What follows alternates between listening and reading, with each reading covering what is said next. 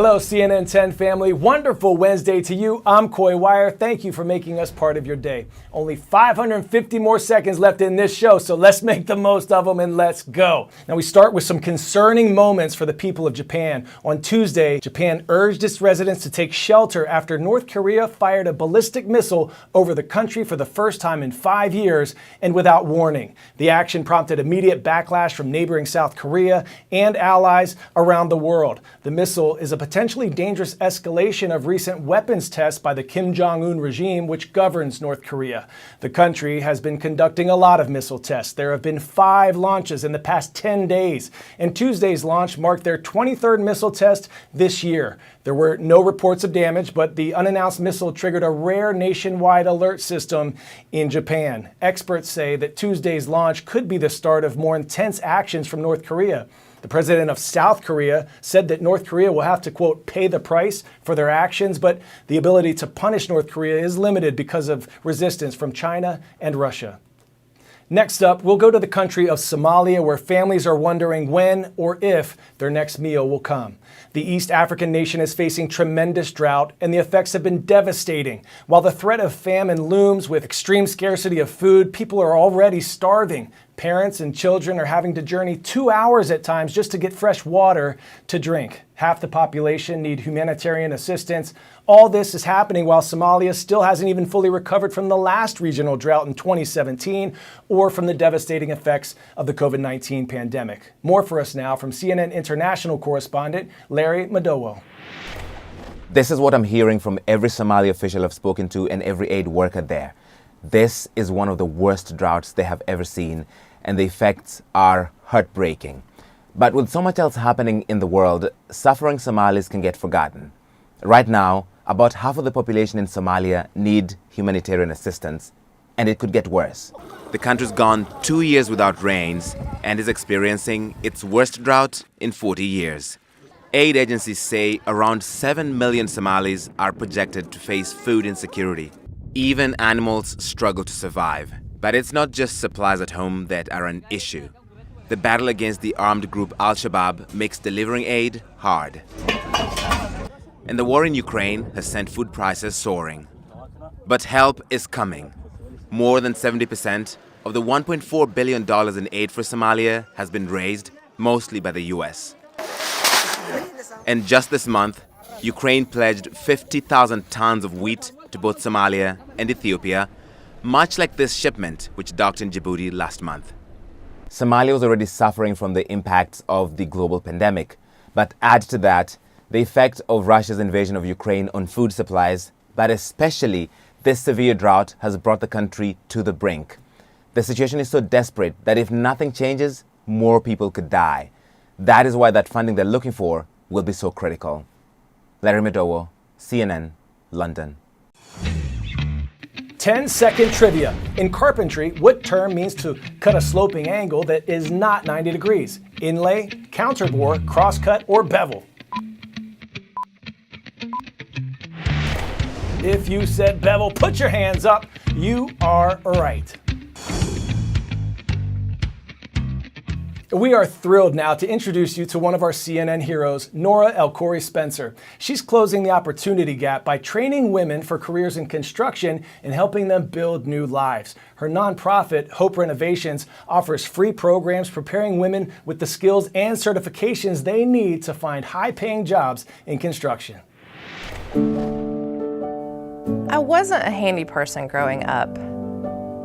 If my parents needed something fixed, they would ask my brother, and they just never asked me. When my husband, Brian, and I bought our first home, I realized pretty quickly that my tastes were outside of my budget. So I just started buying tools and trying to learn things on my own, and I figured out pretty quick that I was good at it. Over the years, I'd hire contractors to help me do things I didn't know how to do, and I actually learned a lot.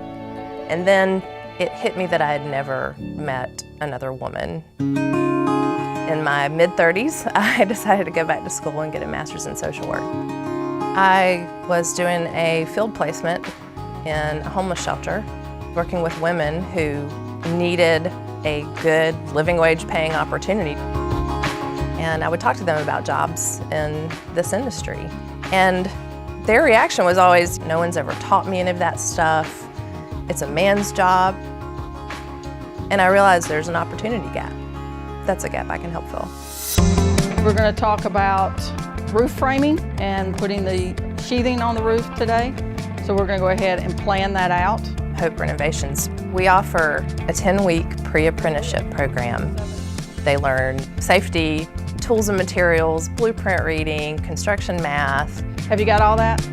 Got it. Yes. All right, so let's go put it into practice. And then they get into hands-on practice with tools. They learn the basics of carpentry, electrical, plumbing.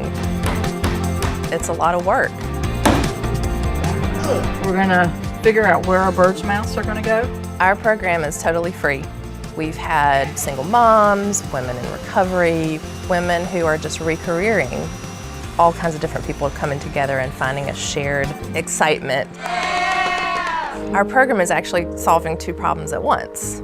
We're bringing women into this industry, and we're also helping older adults age in place. The crew's here today building a ramp for a client who she was having trouble getting into her home. I've been here since 1975, and I have arthritis real bad in my knees. It was very hard trying to get in and out because I didn't have anything to hold on to.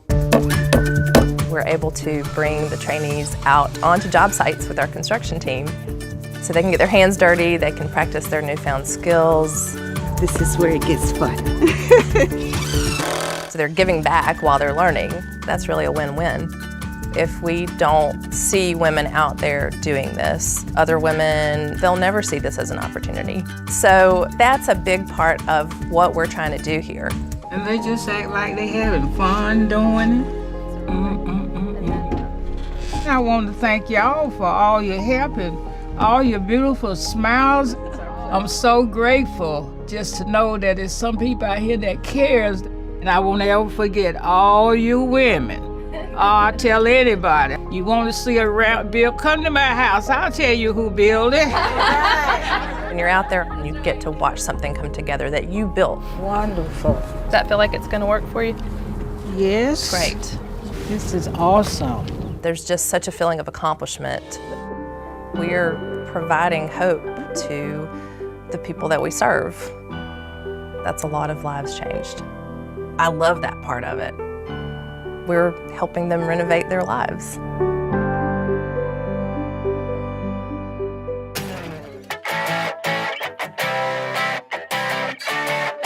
For today's 10 out of 10, we're taking you to the small town in Kentucky called Lake Malone, where something is askew. In the woods, you will find these creatures that mysteriously popped up sometime last year. Locals call these statues the Big Twigs, and these things are big. The tallest stands at a whopping 18 feet tall. 3 of them were first introduced to the area in 2021, and locals didn't even really know where they came from. But recently, 3 more have appeared, and park officials say that these artist creations have increased park visitation tremendously. Also tremendous, the Globe Academy in Atlanta, Georgia, we see you. And one more thing before we go, did you know that today is National Do Something Nice Day? So whether it's a kind word or two or just a simple smile, do the little things that make this world a better place. I'm Coy Wire, and this is CNN 10.